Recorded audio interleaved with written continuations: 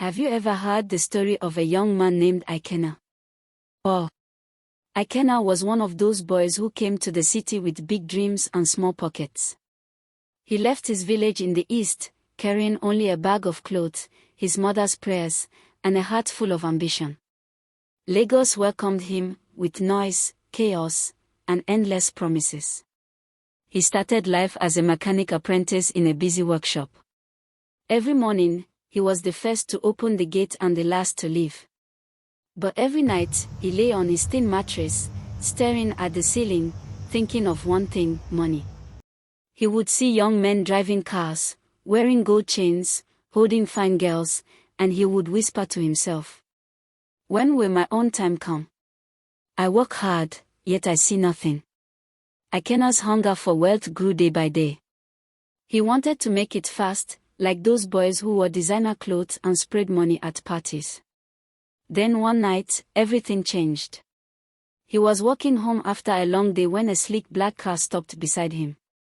The glass rolled down, and a man with dark shades smiled at him. "Young man," the stranger said, "you look like someone who wants more from life." "Yes, sir," Ikenna replied, his voice shaky. "I can show you how to make money, real money," the man continued, his voice low and calm. "But you must be ready to follow instructions." That night, Ikenna followed the stranger. He didn't know where they were going, he just knew he was tired of being broke. They drove to a quiet house at the edge of town. Inside were other young men, well-dressed, laughing, drinking, flashing bundles of cash. One of them slapped him on the shoulder and said, "Welcome, brother. You're in the right place. Money lives here."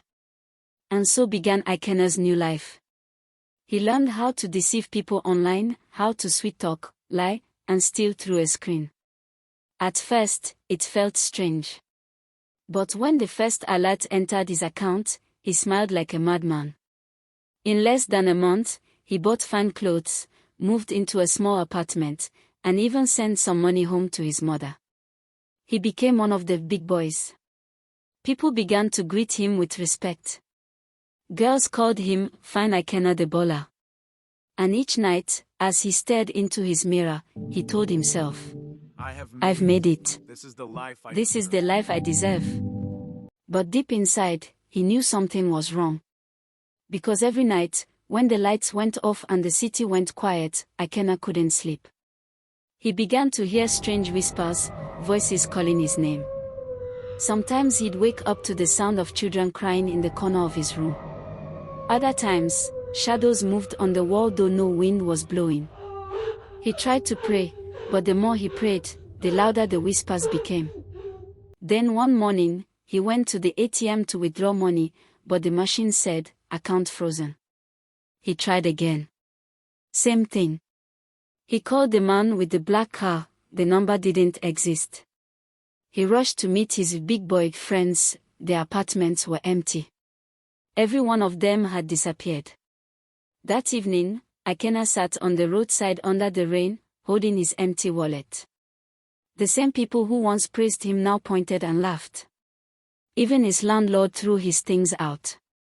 With nowhere else to go, he returned to his old workshop. His former master looked at him and sighed deeply. "Ikenna," he said, "I warned you. Money that comes too fast will never last. You chase wealth like a man chasing smoke, and now it has disappeared before your eyes." Tears rolled down Ikenna's face. He had lost everything: his friends, his peace, his name. He wished he had listened. He wished he had been patient. And from that day, Ikenna learned a bitter truth. That quick wealth fades quickly. And only money built with sweat and patience can stand the test of time. Do you want to know why his money vanished overnight? Please like, follow and comment below for the next part.